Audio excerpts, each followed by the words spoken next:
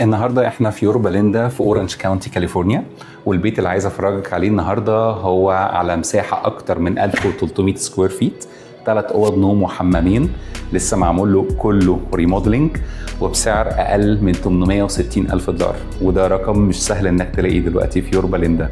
مش بس كده، البيت ده كمان eligible لمجموعه بروجرام للداون بيمنت اسيستنت، فحتى لو عندك مشكله في الداون بيمنت تواصل معايا، هجيب لك اكتر من بروجرام هيساعدوك في الداون بيمنت.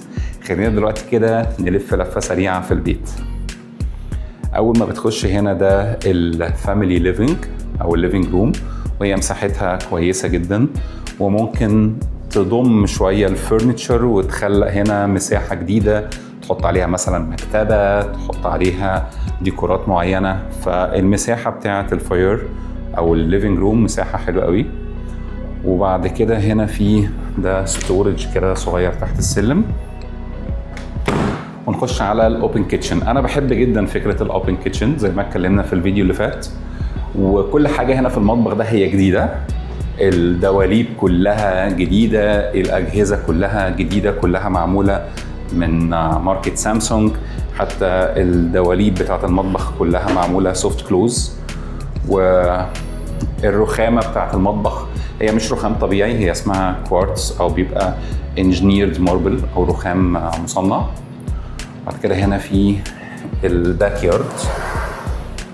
الميزه ان المطبخ مفتوح على طول على الباك يارد، فدي حلوه قوي في التجمعات، لو انت عامل باربيكيو، لو انت مجمع صحابك، لو قاعدين مع بعض، فمن المطبخ على طول على الباك يارد. هي مساحتها مش كبيره قوي بس هتكفي الغرض المطلوب منها. بعد كده هنا دي الدايننج روم، وعجبني قوي فكره الشبابيك المفتوحه ديت، منوره قوي المكان، يعني تحس الدايننج روم مديها وسع زياده عن وسعها الحقيقي بسبب النور اللي موجود. والحلو بقى في البيت ده ان هو 3 اوض نوم زي ما قلنا، لكن في اوضه كامله موجوده تحت او الماستر سويت، دي اوضه نوم بالدريسنج بتاعها، وفي جنبها هنا حمام.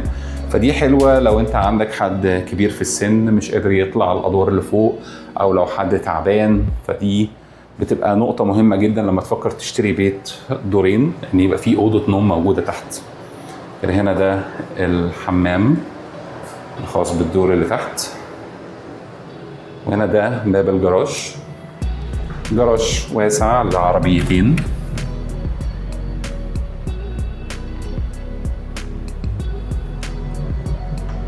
والباب ده فيه ميزه حلوه قوي، عايزين نبقى نتكلم عليها بعد كده في بقيه البيوت، نشوف هي هتبقى موجوده ولا لا. هي فكره ان الباب ده فيه دور كلوجر، يعني بيقفل لوحده، ودي نقطه مهمه جدا في ابواب الجراشات عشان تحافظ على ان العادم بتاع العربيات ما يخشش جوه البيت، او ما يبقاش فيه اي غازات سامه او اي حاجه، فبتعزل البيت من جوه عن الجراج اللي بره. خلينا نطلع دلوقتي كده بسرعه للدور اللي فوق. الدور اللي فوق كله بالسلم معمول موكات، مش عارف، في ناس بتحب الموكات وناس لا، فيعني حسب انت ايه البيرسونال بريفرنس بتاعتك. دي اوضه النوم الثانيه مع الكلوزت بتاعتها، وحلو فيها الشباك ده كمان بيطل على الباك يارد اللي تحت، فخلي الاوضه كده تفتح النفس شويه. هي ممكن تكون مساحتها مش اكبر حاجه، بس يعني حتى في بالغرض واخده سرير كويس. الاوضه دي اكبر شويه، وحتى الدولاب بتاعها اكبر، وده الفيو بتاعها. بعد كده هنا ده الحمام بتاع الدور اللي فوق، ودي كده هنا مساحه تخزين.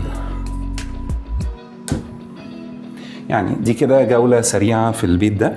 البيت مش كبير قوي، هو 1302 بالظبط سكوير فيت على دورين، وسعره زي ما قلت أقل من $860,000.